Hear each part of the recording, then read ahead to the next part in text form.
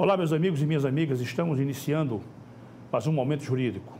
Hoje, trazendo um intelectual aqui da nossa terra, um homem que, por todos os seus valores, pelos os predicamentos que ornam a sua pessoa, ele é motivo de orgulho e honra para nós alagoanos.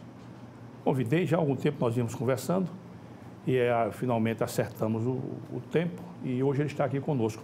Trata-se do médico Dr. Luiz Nogueira Barros, médico pediatra, escritor com várias obras publicadas, sócio efetivo do Instituto Histórico e Geográfico de Alagoas e também membro da Academia Alagoana de Letras. Esses são, dentre outros, os títulos que ele detém. Então é com ele que nós vamos conversar sobre diversos assuntos do interesse da nossa sociedade, do interesse nosso. Meu caríssimo Luiz Nogueira, permita-me chamá-lo dessa forma, não vai nenhuma descortesia nisso, pela nossa amizade fraterna. Permita-me dizer, nossa satisfação, nossa honra em tê-lo aqui. Você realmente vai marcar, esse é um programa que vai marcar o nosso programa. E eu queria já, meu caro Luiz Nogueira, para a gente iniciar, como eu sempre faço, queria deixar as nossas câmeras e os microfones para uma primeira consideração sua, qualquer que seja que você entenda de interesse. Por favor.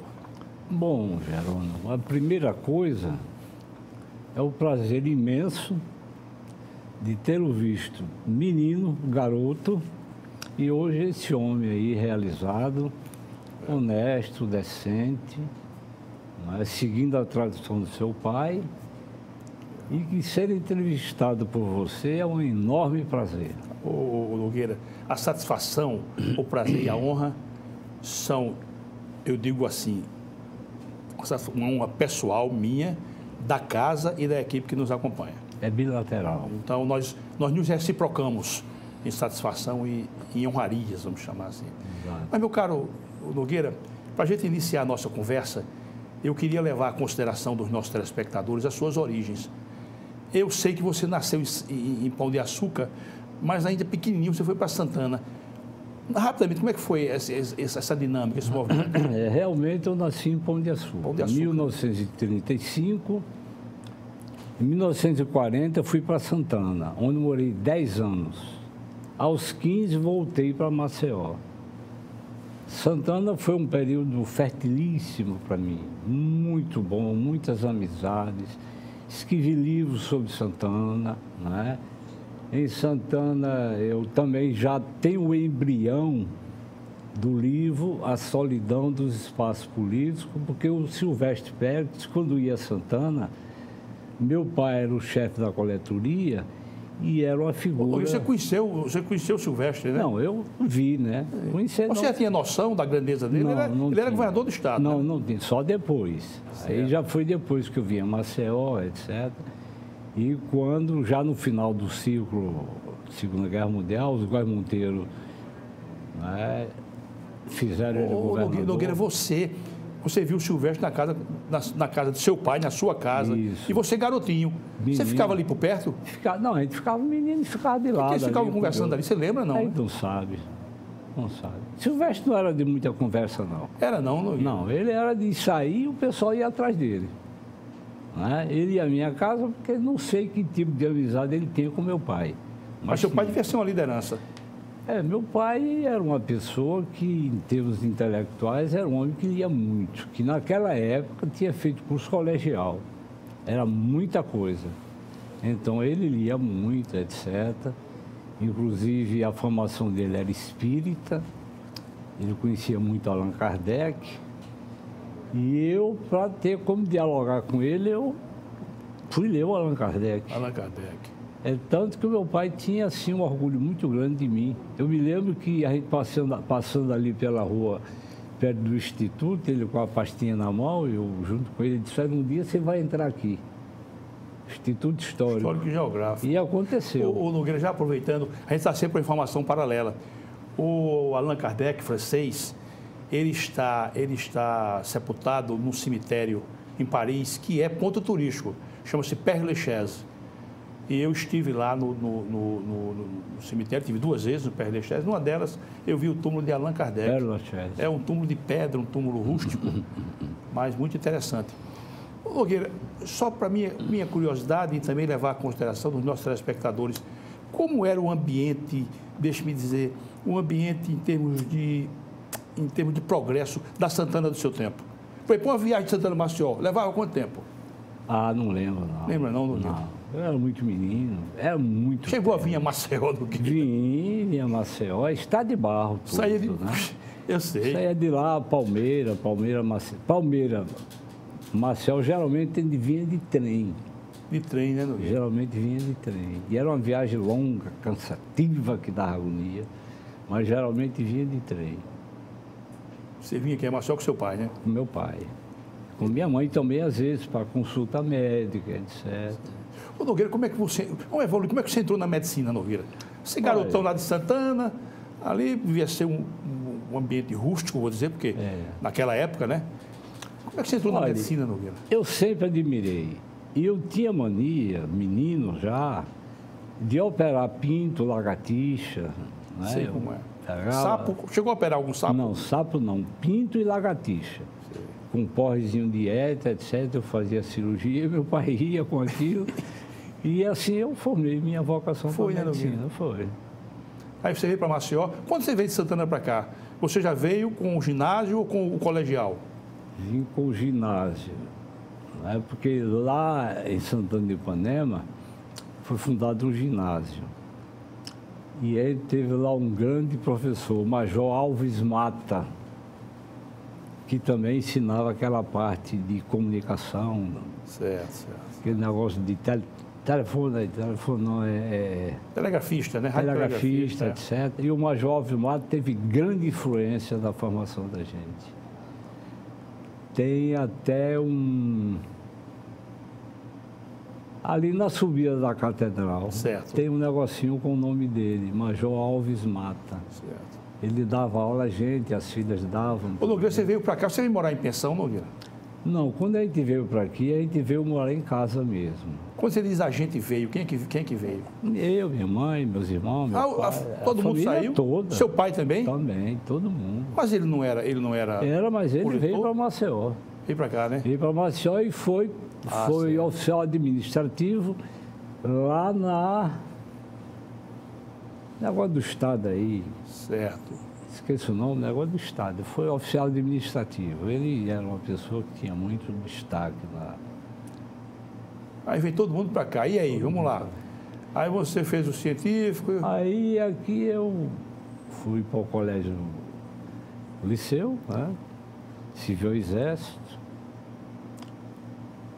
E comecei no Colégio Guido, que foi onde meu pai me colocou. O Colégio Guido é da década de 30. Porque o padre Teófanes. Padre Teófanes fundou o ginásio pelo interior. Esse ginásio Santana foi ele, inclusive, fundou lá. Foi, né? Foi. E era gratuito. Certo. Nogueira, me diga uma coisa, amigo. Como era o ambiente cultural, a sua juventude aqui em Maceió, em rápidas pinceladas, como era aquele ambiente? Né? Olha, a gente não pode dar uma informação precisa, né? Mas a cidade pequena tinha aqueles ícones da cultura, né? E um deles, o maior deles para mim, era o professor Silvio de Macedo. Silvio Macedo, já naquela época, não? Já. Silvio era um ícone, né? Era um ícone para todos nós. Era, né? Era, porque ele ensinava filosofia. Falava grego fluentemente. Filosofia, est cognitio, per ultima causa, etc. E ali naquela rua que ele morava, a casa dele, na janela ficava aberta, e ele era altamente acessível, ele adorava ensinar. Adorava ensinar ele. O irmão dele, Gilberto Macedo, que é outro já na medicina, não é? Que eu me lembro. Agora, já das gerações posteriores, que eu alcancei, Herman de Baeta. Herman de Assis Baeta. Herman de Baeta. O Adelmo, um grandão, o Adelmo, esqueço o nome dele agora completamente. E tinha aquelas figuras que se destacavam. Ô, Nogueira, você próprio, nós temos um amigo em comum, você próprio foi o que eu posso chamar de uma referência de toda uma juventude, isso já no curso médico. Esse nosso amigo comum me disse que você era adiantado, mas disse que se juntavam vários e vários jovens para ouvir você dissertar sobre um esquema político. Sim, mas por uma razão muito simples. Eu vou lhe explicar por quê. Porque na minha atividade universitária, naquela época existia a UEA, né, com Haroldo Costa, que foi presidente muitos anos. Mas a minha geração fundou o DCE. O diretor central foi a sua turma? Foi da minha. Olha, na fundação, na inauguração da UFAL, falaram duas pessoas. Professor Simões, reitor, em nome dos professores, e Luiz Nogueira, em nome dos alunos. Ô, Nogueira, você é estudante de medicina ainda. Era. Ô, Nogueira, a fundação da UFAL é de 60, é? Não é da década de 50, não, a UFAL. Não, é antes, porque eu me formei em 63. Sim. Já tinha uma turma muito anterior formada, do Miguel, de uma série de amigos meus. Eu não sei a data exata. Eu sei que na fundação, eu estou falando da Faculdade de Medicina, não, estou falando da UFAL. UFAL, certo. UFAL, eu falei em nome dos alunos. Certo. E o professor Simões, em nome, já era o reitor. Certo. É diferente, é um acontecimento diferente. Entendeu? Bom, então, com a criação do DCE, aí mudou. Porque aí começou, o presidente do DCE foi Rinaldo Costa Lima, era fiscal do IAA. Mas, na verdade, como ele era muito ocupado e muito estressado também, grande amigo meu, a carga toda caiu em mim. Então, o DCE realmente dividiu o mundo estudantil, que até então era só a UEA.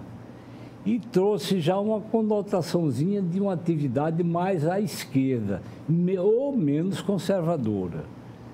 Não é bem à esquerda, não, porque daquela geração do DCE, poucos foram ligados à juventude comunista, do Jaime. Certo. Está entendendo? Certo. Poucos. Você conheceu bem o Jaime Miranda, né? Demais. O Jaime Miranda, eu não apenas conheci, o Jaime Miranda tinha por mim um carinho especial. O Jaime Miranda me considerava o secretário político da Juventude Comunista. Embora você nunca tenha sido comunista. Não, presta atenção. Eu nunca fui um ativista, certo? Mas a ideologia marxista, quando veio, assim, do ponto de vista, a gente não fazia diferença. Parece que ela vinha e cobriria tudo. O tempo mostrou que na área econômica ela permaneceu. Mas na política ideológica mudou completamente, porque o mundo hoje é diferente, né? Hoje, os países ditos comunistas, no mercado internacional, operam de modo capitalista. Né? Agora, mantém aquela disciplina férrea que é para manter a união do povo e do país. Mas eu digo sempre, o problema do capitalismo não é o lucro, é a usura. É a usura, né? A usura é que estraga o capitalismo. É a perda de rédeas, né? Exatamente. Agora, que a humanidade não quer ser pobre, não quer. Ninguém quer ser pobre. É pobre por contingência, mas quando pode, melhora de vida. E para você melhorar de vida, você vai querer uma diferenciação dentro da sociedade. Que o sistema socialista ou lhe coopta ou não lhe dá. Qual é a questão? Entendeu? Sei. Antes que a gente perca que a gente fuja e fique distante da pergunta, mas vamos tomar logo o rumo em seguida. Alguém da sua turma por aqui ainda hoje, Nogueira? Da minha turma? Que se formou com você em medicina? Minha turma, rapaz... Hoje por aqui ainda com a gente aqui? Tem o... Se não lembrar, não tem problema não. Mas, rapaz, é um cemitério, viu? É um cemitério, olhando para trás. Eu imagino. Cemitério. Olha, morreram pessoas altamente distintas. Da sua turma de medicina? Da minha turma. Morreu Walter Lima, que era um brilhante pediatra. Brilhante colega. Morreu Zé Lima, cirurgião plástico. Você fala o Zé Lima, cirurgião plástico, né? Isso. Ele ainda me deu aula. Inteligentíssimo, Zé Lima. Morreu Rosete Fon, que era uma agitadora de primeira ordem, filha do Dufon, aqui em Maceió. E sai por aí, eu tenho até que... Doutora Terezinha Ramírez foi da sua época? Não, Terezinha Ramírez era mais adiantada. Mais adiantada, né? Parece que da primeira ou segunda turma. Eu trabalhei na clínica dela, clínica infantil de Maceió, parece uma coisa assim. Depois eu saí, fundei a minha clínica. Fundou a sua clínica. Vamos retomar aqui a conversa. Ô Nogueira, eu tenho uma curiosidade muito grande. Esteve aqui conosco um professor chamado Agamenon Lopes, também uma figura muito eloquente, muito importante. E eu fiz essa mesma pergunta e faço para o ilustre amigo. Nogueira, politicamente falando, com comprometimento social, a sua juventude era mais, vamos dizer assim, mais objetiva do que de hoje, no aspecto de comprometimento social, preocupação com o social? Você acha que a sua juventude universitária, ela era mais rica do que a de hoje? Olha, eu não sei se o termo riqueza resolve isso. O que eu sei é o seguinte, é que Maceió era muito pequena, cidade pequena, não é? Quer dizer, Praça de Deodoro era um centro acadêmico. Então, tudo era pequeno, tudo era parte, tudo era fácil de encontrar. Então, era muito mais fácil o contato e a troca de ideias. Outra coisa, as ofertas, essas inúmeras ofertas que existem hoje, não existiam na época. Não havia televisão, né, Nogueira? Tinha televisão. Você ou estudava, ou você ia à praia, ou você ia para a Praça de Deodoro bater papo com os amigos. Ali naquele centro ali no comércio, tinha um cafezinho do seu Pedinho, tinha o Cinearte, quer dizer, aos domingos, matinê, um seriado, quer dizer, os cinemas cobriam um espaço muito grande da cultura. Eu sei que você, esse amigo nosso, me disse que você gostava muito de uma laranjada, de uma crush, do negócio, e você, ali com a crushzinha, ficava dezenas de alunos ali de estudante de medicina, ali no Bar do Chopp, e você falando sobre política, sobre etc. Ali era um centro acadêmico, né? Era um centro acadêmico, Agora, eu sempre fui viciado em crush, porque eu não gosto de bebida, de álcool eu não gosto. Eu tenho intolerância a álcool, aí eu tomava crush. E tinha um amigo meu de engenharia... Ô Nogueira, crush com um pastelzinho ali, como era? Tinha um amigo meu que é engenheiro, brilhante, Carlos Esteves, ele já me chamava de vovô. Ele já chegava com a crush e um sanduíche. No Bar do Chopp. Que foi antigamente a Praça Constância de Góes Monteiro. Exatamente. E depois do Bar do Chopp. Nogueira, o que é que você falava para essa estudantada mais nova do que você um pouco? Olha, rapaz, a gente não tinha muita coisa para falar, não. Era o seriado, era o filme, era a praia. Mas o pessoal tinha você como uma referência, viu, Nogueira? Não, pelo seguinte, porque como eu era um pouco mais velho sempre, e eu sempre tive mania de ler, aí às vezes eu não fala com o Nogueira. E esse vício foi pegando. E até hoje, inclusive, persiste mesmo no Instituto, em todo lugar. Já conversou com o Nogueira esse assunto? De a mania de ler, né? Nogueira, mas só retomando para a gente fechar, quer dizer que a juventude da sua época, você não pode fazer uma análise crítica comparando com a de hoje. Não, tem nem comparação. Por conta até do meio social. Né? Até porque se, por exemplo, na minha juventude tivesse chegado a televisão, tivesse chegado a informática, e toda essa parafernália de hoje, ela sofreria uma mudança violenta também. Não é? Você sentar hoje numa televisão, por exemplo, eu lido muito com informática. Eu contratei professores em casa e aprendi a fazer tudo. Tudo que você imaginar, eu faço a matéria de informática. A sua página foi você que fez? Eu fiz a minha página. Eu gravo, eu pinto, sabe por quê? Para matar também a minha solidão na velhice. Eu sei como. E um canal de comunicação com essa turma jovem. Porque se eu falar em byte, não sei o quê, não, eu aprendi a fazer. Então, eu sempre acompanhei o processo evolutivo. Eu nunca parei. Nunca parei. Ô, Guilherme, naqueles tempos, quem era a grande referência intelectual daquela época? Para mim, o professor Silvio de Macedo. Silvio de Macedo. Professor Ibigato.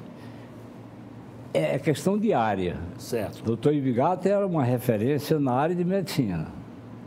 Mas na área intelectual, a grande referência era o professor Silvio de Macedo. Né? Agora, você tinha na academia, aí já é diferente, porque você já tinha o Gilberto Macedo, já tinha o Jorge de Lima, você já tinha o Ledo Ivo. Você ainda conheceu o Jorge de Lima por aqui? Não. Não, né? Não. Me lembro do Ledo Ivo, né? Ledo Ivo. Aí já eram referências que já tinham se projetado lá fora né? Lá fora. E eu estou falando naquela época, eu estou pegando a sua juventude, a sua formação médica, que é a parte que é o espaço amostral que eu quero levar para os nossos telespectadores. E politicamente, quem era o grande nome daquela época? Olha, tinham muitos nomes aqui, né? Mas eu digo uma referência que você olhasse com respeito, que você olhasse vendo realmente um padrão, um modelo de homem político. Quem seria, Nogueira? Eu me lembro bem do doutor Zé Maria de Mello. Zé Maria de Mello. Ele era médico também, né? Era médico também. Era uma grande referência, né? Mas como a gente não tinha acesso, não é? Aquelas reuniões lá da Assembleia, a gente, menino, ficava ali na praça acompanhando tudo aquilo. Mas não sabia, não tinha capacidade de avaliar. Não tinha. Não tinha, não. Mesmo já como estudante de medicina? Tinha, não. Era tudo muito distante da gente. Era, Nogueira? Era muito distante. Você não... Ô, Nogueira, e o episódio, e aquele episódio do impeachment de Muniz? Deixa eu lhe perguntar logo uma coisa. Muniz não era uma referência, não. Eu vou lhe contar, eu vou lhe contar por quê. Quando eu era garoto... Referência Nogueira, política, né? Quando eu era garoto, Nogueira... Você falou referência intelectual. Mas deixa eu te falar uma coisa. Quando eu era garoto, eu me lembro bem, que eu ia nas casas, até de coleguinhas meus, e nelas eu via uma fotografia do Muniz.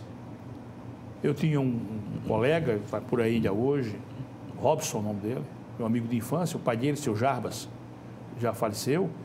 Na sala do seu Jarbas tinha uma fotografia do Muniz. O que era o Muniz? Porque eu não vejo isso hoje. Botar a fotografia de um deputado federal, de um governador, eu não vejo isso nas casas hoje. Você pode fazer uma análise para a gente disso aí? Olha, as casas que eu visitava menino, que eu via sempre, era a fotografia do Padre Cícero. Isso tinha em todo local. Certo.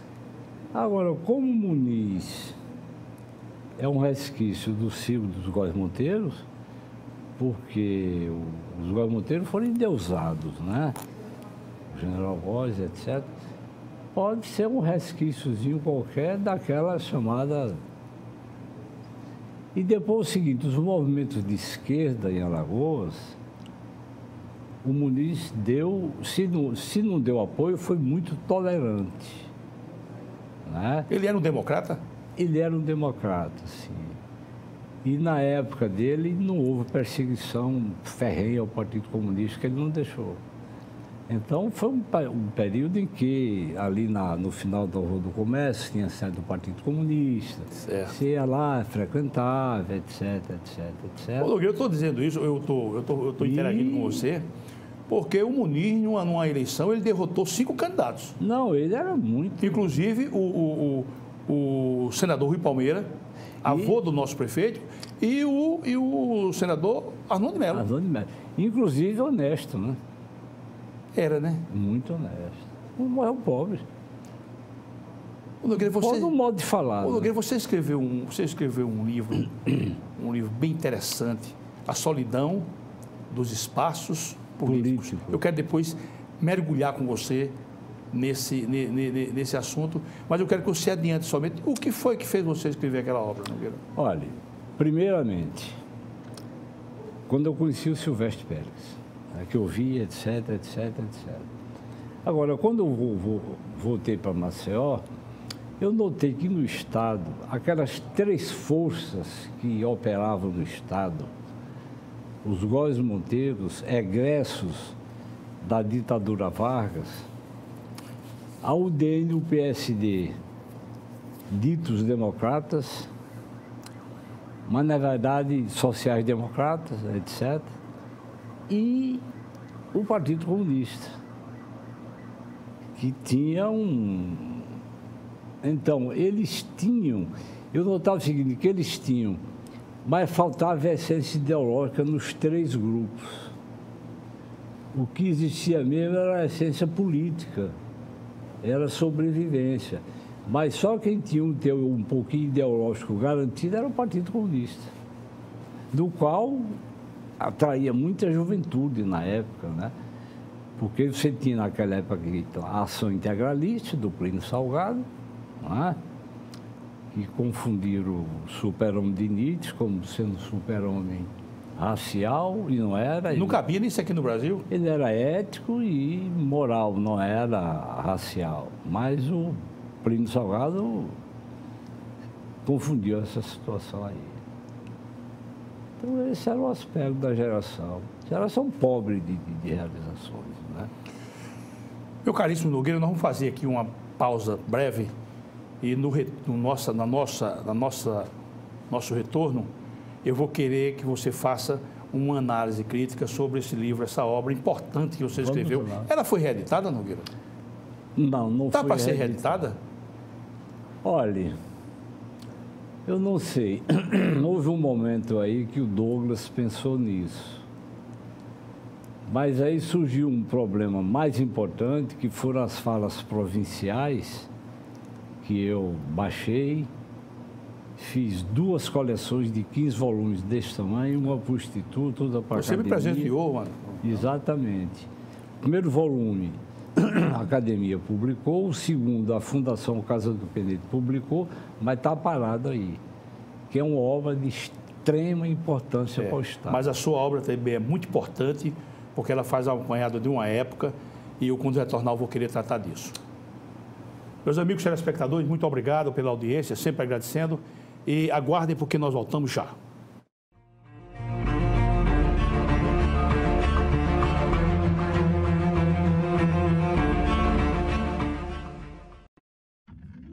A CL Investimentos é uma empresa que trabalha com imóveis próprios. Quando precisar locar ou comprar um imóvel, procure a CL Investimentos. Aqui só locamos e vendemos imóveis próprios. Por isso, damos garantia de um investimento seguro. ACL Investimentos, Rua Durval Guimarães, Edifício Leonardo da Vinci, Ponta Verde. Fone 3327-3911.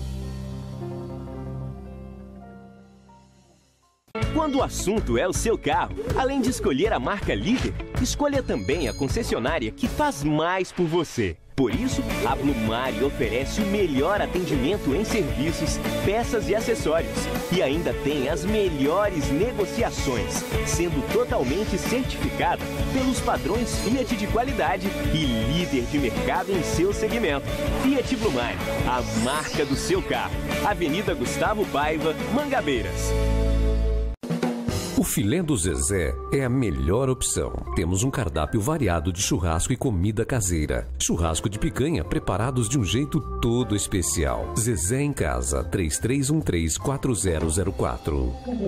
O Borrachão você já conhece. Aqui você encontra uma infinidade de produtos sempre com o menor preço. Dá uma olhada. Compressor de ar da Pressure, 24 litros, 116 libras, por apenas R$ 749,90. Tem ainda aspirador industrial da Ride, por apenas R$ 549,90. E na linha automotiva ainda tem para-brisas a partir de R$ 219,90 e você não paga a mão de obra. Corre pro Borrachão, 3336-4646.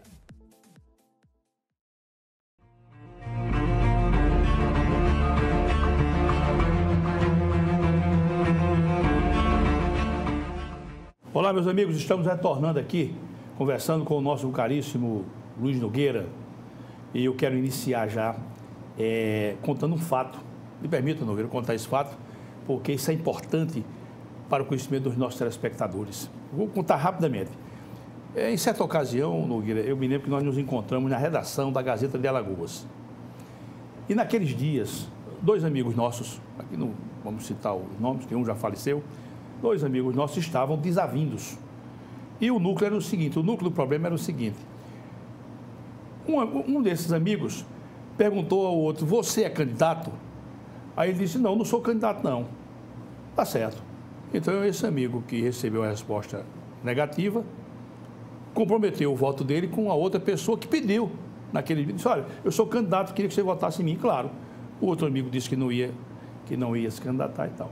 Mais adiante, o amigo nosso que disse que não ia se candidatar, resolveu se candidatar e procurou esse outro amigo, chamado de Paulo, né? Procurou o Paulo e disse, Paulo, eu sou candidato, eu quero contar com o seu voto. Mas eu já comprometi meu voto para uma outra pessoa. E aí eles entraram em desinteligência. Eu comentei isso contigo, Nogueira, está lembrado? Não lembro. Eu disse, foi na Gazeta. Eu disse, Nogueira, pai, estou chateado porque Paulo e Pedro estão estranhados e lhe relatei o fato. Aí você parou assim, como você está aí, e disse essa frase que eu nunca esqueci. Isso para mim é uma questão filosófica, isso aí. Você disse, Jerônimo, os nossos amigos não estão à nossa disposição todo o tempo e nem por isso deixam de ser nossos amigos. Eu não disse isso. Mas você me disse isso, está seguramente com mais de 10 anos, talvez, vamos dizer, quase 20 anos. Não quer dizer que deixem de ser Então, nossos amigos, isso é importante a gente gravar, os nossos amigos não estão à nossa disposição o tempo todo. E nem por isso deixam de ser nossos amigos. Mas com certeza. Você podia fazer mais uma consideração sobre isso, Nogueira? É o seguinte, porque a amizade não é uma pedra. A amizade é uma âncora. Você procura os amigos porque você confia e essa confiança não pode ser infinita, porque você não pode exigir que os amigos lhe atendam em tudo, que eles não podem. Há esse detalhe, né? É importante não pode. Isso, né? Eu não posso pedir a você tudo que eu quiser. Eu posso e agradeço e fico feliz se você fizer, pelo menos na emergência, me socorrer. Não é? Porque como é que eu vou pedir a você? Eu digo, Jerônimo, eu queria que você subisse aqui o amparista e pulasse lá de cima. Eu não posso, Nogueira. Você não é meu amigo, rapaz? Digo, sim, eu tenho que pular lá de cima para provar que você é meu amigo. Quer dizer, é uma pedida, solicitação absurda. E é importante que as pessoas tenham isso sempre em consideração, né? Outra coisa, você tem que pensar bem no que você vai pedir aos amigos. Saber cada amigo qual que pode lhe socorrer naquele momento. Quer dizer, o bom mesmo é você não precisar estar incomodando os amigos. Nogueira, deixa eu dar só um exemplo. Você é um médico. Rapaz, você é um médico.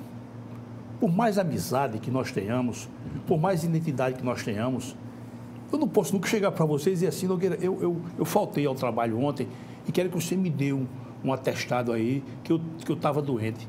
Você não acha isso uma indelicadeza muito grande, não, Nogueira? Falta de respeito. Eu nunca dei. E eu sei disso, eu estou lhe perguntando para isso. Nunca dei. Você não transige com isso, né? Não, de jeito nenhum. Eu estou trabalhando. Porque se você... É diferente, por exemplo, se você tem uma emergência familiar, uma coisa muito séria na sua vida, que você não tem como justificar a ausência. Você vem a mim, eu digo, onde é que estava sua mãe, seu tio, seu avô? Traga de lá uma declaração que você esteve presente, vendo seu tio, seu avô, que eu dou. Ô, Nogueira, e o indivíduo que faz um pedido desse, ele pode ser classificado como amigo? Na sua opinião? Difícil. Você já teve amigo para isso, para lhe pedir esse tipo de Eu acho isso uma chantagem. Ele tirar uma licença para viajar e outra coisa, aí você dá um atestado que o cara está doente, aí o cara tem um acidente na estrada, morre na estrada, estava viajando, ou estava numa festa, tomou uma cachaça. E você? Ô, Nogueira, isso é uma monumental descortesia, né? Nogueira, deixa eu já te perguntar uma coisa, pela admiração que eu tenho por você, meu amigo, por esse respeito recíproco que nós temos. Nogueira, o que é que molda o caráter de um homem? Quando eu chamo de caráter, são esses valores que estão ao derredor e que fazem você se conduzir socialmente como um padrão. O que é que molda o caráter de um homem? Tem muita coisa. Você acha que o ambiente de casa, por exemplo... Ajuda muito. Ajuda muito, né, Nogueira? Ajuda muito. A convivência com amigos decentes. Decentes, né, Nogueira? A formação religiosa. Também, né, Nogueira? Também, muito forte. Muito forte. Os amigos, a formação religiosa, a formação econômica também. Se você aprendeu a viver dentro dos seus limites econômicos, se você se conforma com aquela situação e aguarda melhorias, mas quando você pula a cerca, você ganha R$1.000 por mês. Aí, de repente, se aparece com débito de 5 mil reais na rua. Eu sei. Quer dizer, você é um caloteiro em potencial. O Nogueira, eu vivo preocupado, os nossos telespectadores vêm acompanhando essa minha preocupação, porque ultimamente eu venho realmente tendo contrariedades nas minhas relações intersubjetivas. Não com amigos, mas em relações normais. O indivíduo não cumpre horário, eu vejo lá no nosso ambiente de trabalho e tal. O velho meu pai, Nogueira, sabe que eu, pelo fato de não ter irmãos homens, eu tenho só uma irmã mulher, então meu pai sempre esteve muito perto de mim. E nós conversávamos muito. Meu pai não era formado em nada, só tinha o 2º grau. Mas meu pai uma vez me disse o seguinte: Roberto, dentro de um contexto de uma conversa, Roberto, o que mina a autoridade não é um indivíduo que vai ser beneficiado. Para chegar lá ele fez isso. O que mina a autoridade, o que liquida a autoridade, não é um indivíduo que quer o benefício, o que é o favor. São as amizades que estão ao derredor. Estou pegando só o que você informou aí. Se você está cercado de bons amigos, esses amigos servem de uma blindagem. Então não deixam chegar até você. Como é isso aí, papai? Me explique melhor. É porque eles primeiro vão para os seus amigos. Por exemplo, eu estou querendo isso, isso, isso e isso. Você é muito amigo de fulano. Como é? Se você estiver cercado de amigos bons, sinceros, éticos, eles vão logo dizer: para aí. O que é que você acha disso, meu amigo? Olha, eu servi o Exército. Eu ia fazer o NPOR, mas era muito caro e meu pai não podia pagar. Então fui para a fileira. Soldado, fui cabo, fui sargento, não é? E engajei. Passei 3 anos porque me ajudaram nas economias, estudando à noite, servindo ao Exército para fazer vestibular. Naquela época eu não podia pagar nem um cursinho de vestibular.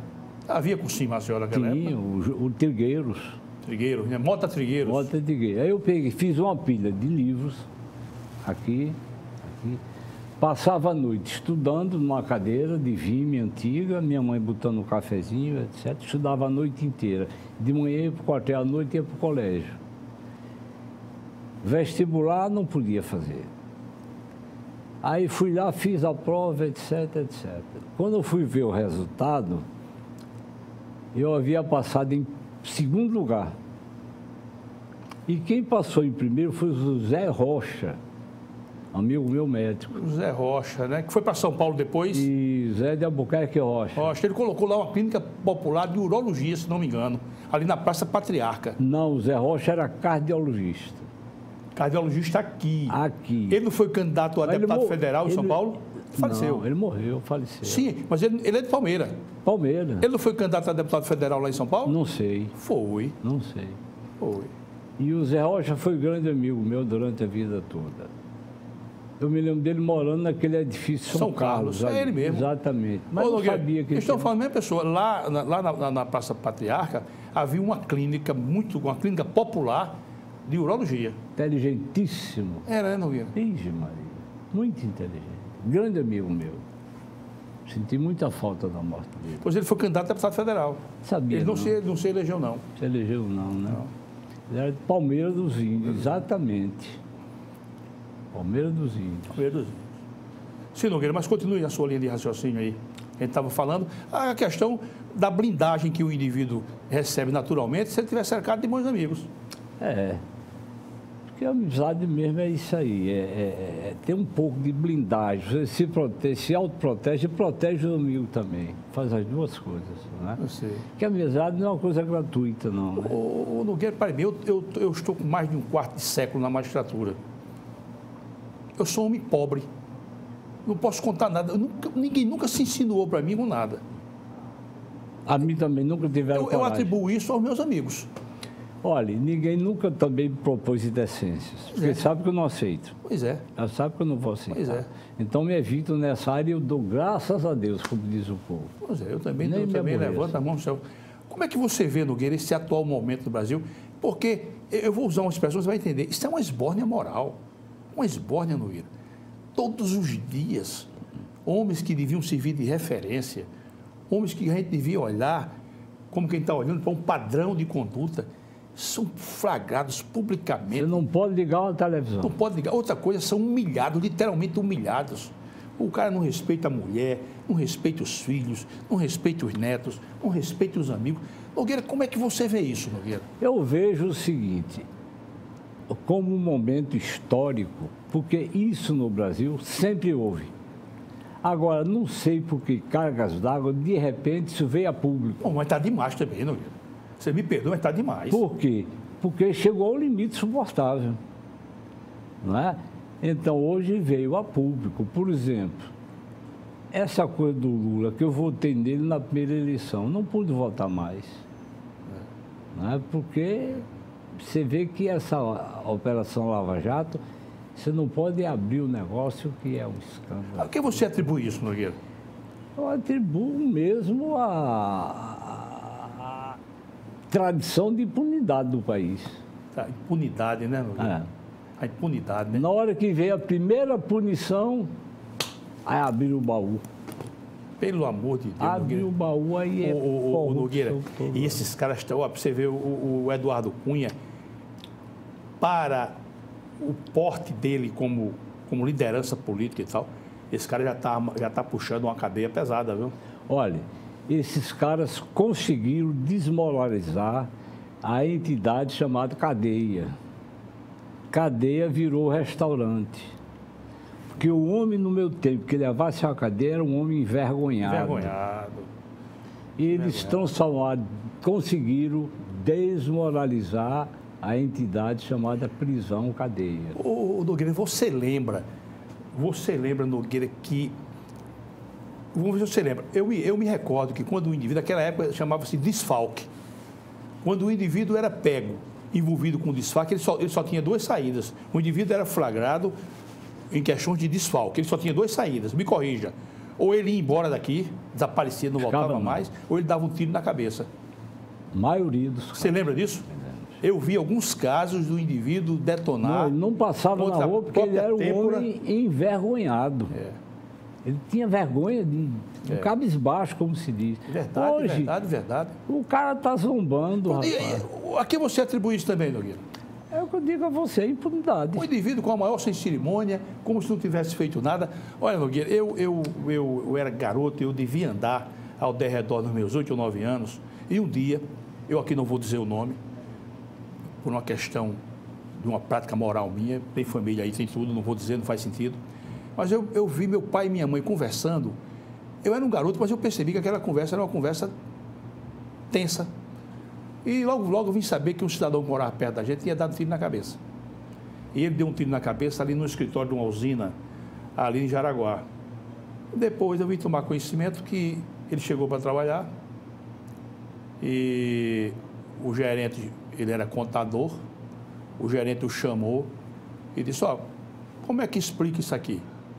Aí ele disse, só um minutinho, vou ao toalete, vou ao banheiro. E lá ele deu um tiro na cabeça. Hoje você vê um indivíduo literalmente desmoralizado, rapaz. E com a maior sensibilidade, não sei, isso aí não é comigo não, não sei o que se trata não. Mas eu digo a você, a impunidade conseguiu, além disso, desmoralizar a cadeia, a prisão. Estamos num regime de total liberdade, de devassidão, esculhambação, desmoralização. Está de um jeito que se um cara diz um negócio desse, você não pode mais nem confiar. Você acha que tem correção no nosso país, Nogueira? Bom, uma coisa, pelo menos, está acontecendo. É que essas mudanças de ciclo histórico, elas são demoradas. Pelo menos, esse pessoal jamais imaginou que pudesse ser preso e ir para a cadeia. Ô, Nogueira, você não acha que nós só vamos conseguir melhorar o nosso país se houver uma mudança radical na base? Esse é o sonho como é que de você todo pode mundo. querer? Como é que você pode querer melhorar um país onde a imensa maioria da população não tem um plano de saúde, não tem acesso a um tratamento digno, não tem acesso às boas coisas que a vida oferece, não tem acesso a uma educação regular? É um negócio terrível, não é? Aí o que é que vai fazer? Vai para o oportunismo, né? Exatamente. Então, isso que eu estou dizendo. Você acha, Nogueira, honestamente, eu não quero passar para os nossos telespectadores até um sentimento que eu tenho assim muito recôndito, né? Você acha que o Brasil tem jeito, Nogueira? Acho que tem. Mas isso a longuíssimo prazo? Isso. O prazo vai ser longo. Vai ser longo, não vai ser fácil, não. Porque Portugal trouxe para cá degradados, ladrões, piratas e trouxe o que ele tinha de melhor, que foi essa atividade do campo, que é aonde ainda se pratica uma certa moral, ainda tem uma certa dignidade. Né? A questão do operário no país está ligada mais ao desenvolvimento. Mas a classe operária já não tem aquele velho sonho camponês, né? O camponês contador de história, que vai à igreja, religioso, crente, que respeita o vizinho. O operário já não tem muito isso, não. O camponês ainda tem. E o Brasil é um país agrário por natureza, por contingência industrializada. Né? A verdade, Jerônimo, é que você não pode, por mais que você queira, ter um diagnóstico imediato e pensar que ele vai dar efeito imediato. Não pode. É tudo a longo prazo. Nogueira, muito a propósito que você está falando, existe ganhou até prêmio Nobel de literatura, um intelectual, mas ele é músico, ele é um artista norte-americano chamado Bob Dylan. Bob Dylan. Ele tem uma canção que o título é As Respostas Estão com o Vento. Ele faz uma série de perguntas, mas uma delas me incomoda. Ele pergunta assim: quanto tempo um homem deve virar a cabeça fingindo não ver o que está vendo? Eu vejo isso no nosso país, Nogueira. Como é que as pessoas que podem fazer alguma coisa, um pouquinho que seja, não é? Vira a cabeça, finge de não ver o que está vendo o povo lá embaixo, não é? Carente de quase tudo. Olha, Jerônimo, eu sempre refleti muito sobre o poder, né? Dinheiro e poder. São irmãos gêmeos, na verdade, dinheiro e poder. Então, na época, que eu tenho um livrinho que eu publiquei 20 poemas, eu rasguei mais de 100 e publiquei 20. E eu sempre que eu estou nas minhas aflições, eu me lembro desse, é pequenininho, eu vou dizer rapidamente. Eu digo assim: eis o poder, é ali, não é tão distante, mas digo-te que, por sua estrada, já passaram muitos homens com os seus sonhos, deixando poeira sobre as folhas e sobre as flores. E será, talvez, por isso, que gritam, urram e soltam bombas. O poder é ali, não é tão distante. O problema é quando você chega lá. Estou entendendo. O problema do poder é você sentar no poder para decidir. Para decidir, né, Nogueira? Aí é que o poder realmente mostra o quê? Nogueira, às vezes é a distorção entre o discurso e a prática quando o indivíduo chega. Nogueira, a sua obra, A Solidão dos Espaços Políticos,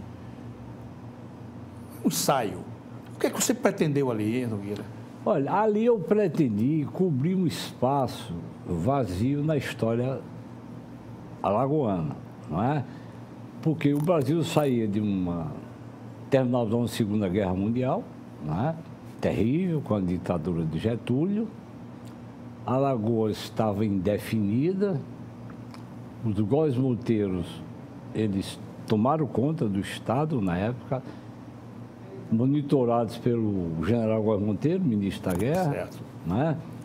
Do outro lado, um grupo que reagia, da aristocracia, da elite alagoana, a UDN, com o PSD na época. E do outro lado, outro grupo emergente, que era o do Partido Comunista, com Jaime Miranda. Certo. Né? Com aquele ideal socialista, etc, etc, etc. E essas três forças é que dominaram o Estado. tinha uma quarta força sem expressão, que era o integralismo, né, do Plínio Salgado, com a Patrulha Nacional Cristã, o Partido Integralista. O Plínio fracassou em golpes de Estado, confundiu o super-homem de Nietzsche como sendo racial. A saudação deles era Anauê, né? Anauê. Não era racial, era natureza política, ideológica, etc. Enfim, mas era inexpressivo. Mas foram essas três forças que atuaram no Estado nesse período pós-guerra intensamente. Né? Até que veio 64 e veio o famoso dito golpe de Estado, que os militares não aceitam, chamam de movimento militar de 64. Né? Mas é que a propaganda para a esquerda era muito grande. Tanto isso é verdade, que não derramaram sangue. Foi um golpe branco. Porque não tinha quem se opor. Eles, é o que eu digo hoje, está essa esculhambação do Brasil todinha. Aí me perguntaram um dia, Nogueira, você defende um golpe militar agora?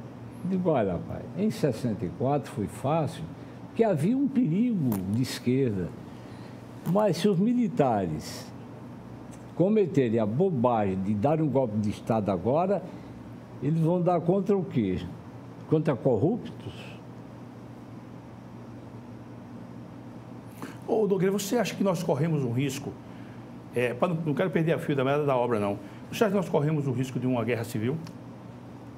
Um derramamento de sangue pesado? Olha, uma anarquia civil vai ser possível. Anarquia civil pode ocorrer, mas guerra civil não. Quem lideraria uma guerra Exatamente, civil? liderança. Quem lideraria? Guerra civil com quem e contra o quê? Você concorda que o judiciário, nessa quadra do tempo, ele vem como uma espécie de restaurador, ou ainda assim, de esperança não para a sociedade? Eu tenho muita esperança. Tenho muita esperança no momento... Porque você repara que tem essa bandalheira toda, até mesmo dentro do Supremo a gente vê aquelas divergências, mas você vê ninguém atacar a vida pessoal daqueles caras, não. Não, pelo menos esse pessoal... Pelo menos até hoje eu não vi ninguém atacar. Está conseguindo mandar esse pessoal para a cadeia. Sim, e outra coisa, por exemplo, um cara como o Moro, se ele não tivesse um passado irretocável, o Diego já tinham detonado ele. Já tinham acabado. Aí fica se apegando, não, é auxílio moradia. Eu acho até ridículo isso. Isso é... Esse rapaz vai ter um papel imenso nesse país. Ele já tem, né? Porque ele teve a coragem de detonar a questão. Correndo o risco de vida. Sem dúvida. Sem dúvida. É bom que sim. Ô, Nogueira, vamos só para a gente... E o livro, esse livro não tem, é muito importante. Essa obra do nosso Nogueira, eu li essa obra, eu tenho inclusive dedicada por você, isso também já há um longo tempo. Por que não reedita aquele livro, Nogueira? Olha, o Douglas pensou em reeditar, mas olha, aquele livro foi editado da seguinte maneira. Foi feito lá na... Aquele livro eu gastei, aquele foi... Certo. Eu gastei para fazer aquilo. Eu não tenho condição de reeditar pessoalmente. Não é reeditar, mas acontece que eu vejo total viabilidade de se angariar fundos, mas acontece que aí eu entrei num projeto bem maior. Certo. Porque, por exemplo, Alagoas não tem as mensagens de governo desde o Império. Certo. Eu fiz a coleção, são 15 volumes, assim, ó, cada um desses. Mandei imprimir os 15 volumes, 2 coleções. Uma está no Instituto e outra está na academia. Ali tem toda a história da Alagoas. Você quer fazer uma pesquisa sobre família? Você tem tudo. Economia. Tudo que você imaginar estão lá naquela sala. Eu vi, eu e uma obra daquele tamanho, que não é obra para leitura. Exatamente. É obra para consulta. É diferente. Ou então você abre lá numa mensagem daquela por curiosidade e vai ler. Isso. Mas é uma obra que não tem. E aquilo ali, todas as entidades de pesquisa de Alagoas, cada uma deveria ter uma coleção daquela. Maravilha. Nogueira, eu vou aguardar, honestamente, nós vamos nos encontrar mais vezes, eu vou lhe provocar no sentido da reedição desse livro, que foi um dos grandes livros que eu li, foi esse livro de sua autoria, A Solidão dos Espaços Políticos. Mas, Nogueira, nós estamos... E um livro de referência. De referência. Também. Nós estamos finalizando a nossa conversa, você vai vir aqui mais vezes para a gente tratar da Academia Alagoana de Letras, tratar do Instituto Histórico e Geográfico e temas afins, da história de Alagoas. Mas eu queria deixá-lo agora já para você, em breves traços, lançar uma última consideração para a nossa sociedade, pelo menos de crença em nosso país. Por favor, Nogueira. Eu acredito, sim. Acredito pelo seguinte, porque você tem a crença a curto prazo, que falha às vezes, e a longo prazo. Eu acredito no Brasil a longo prazo. Porque você não pode pensar que um país, num toque de mágica, muda de repente. A área de conflito de interesse é muito grande para você encontrar um denominador comum. Então, eu acredito sim. Acredito muito. E vou dizer uma coisa a você. Infelizmente, uma das últimas resistências no país, que é a resistência jurídica, e que eu não quero dizer que vai salvar o país, mas que vai dar um break em muita coisa, vai, porque está dando. Tomara que seja uma porta de saída.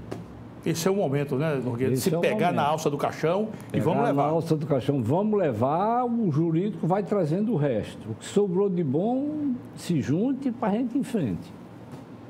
Porque se parar agora, vai tudo abaixo. Vai tudo abaixo. Meu caríssimo Nogueira, uma muito satisfação obrigado. Monumental tê-lo aqui. Conversar com você é muito agradável. Você é uma das pessoas que, ao longo da minha vida, você me disse que me viu garoto, ali frente à Faculdade de Medicina, né? E você conviveu com meu pai, lá no ambiente militar. Tudo isso alegra o meu coração. Então, muito obrigado e vamos estar sempre próximos um do outro. Meus caríssimos telespectadores, meus amigos, minhas amigas, sempre agradecendo. Até o nosso encontro, se Deus quiser, o próximo encontro nosso, a Deus querer. Tchau.